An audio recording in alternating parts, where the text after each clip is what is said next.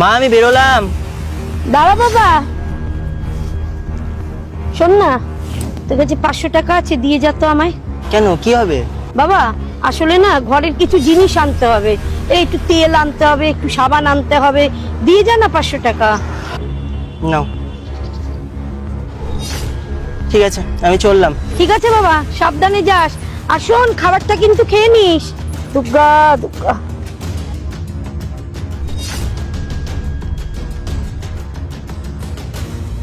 মা আসছি।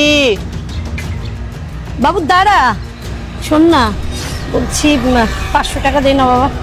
কালকেই তো দিলাম, আবার আজকে কিসে? আসলে কি বলতো বাবা, শাড়িটা না একদম ছিঁড়ে গেছে, আমার বাইরে পরার একটাও আর শাড়ি নেই। তুই টাকাটা দিলে দুটো শাড়ি কিনতাম। আগে বলবে তো তোমার শাড়িটা ছিঁড়ে গেছে। দাঁড়াও, এনো ধরো। ঠিক আছে, চললাম। সাবধানে যাস কিন্তু। হ্যাঁ। আর খাবারটা খেয়ে নিবি।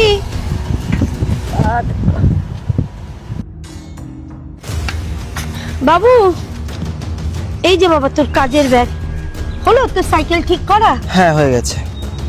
বলছি বাবা একটা কথা বলি, আমাকে একটু টাকা দে না। কত টাকা? 1000 টাকা দে আজকে। 1000 টাকা? কি বলছো মা, আমি 1000 টাকা পাবো কোথা থেকে?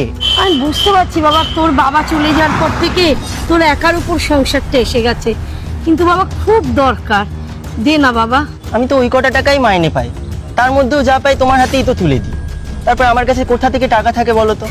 আমি বুঝতে পেরেছি বাবা তোর কষ্টটা, কিন্তু আমিও নিরুপায়, টাকাটা যে আমার চাই বাবা। আর তুই যে টাকা দিয়েছিস সংসার খরচের জন্য, সেখানে আর একটাও টাকা বেঁচে নেই। তুই যেভাবে পারিস আমাকে দে 1000 টাকা।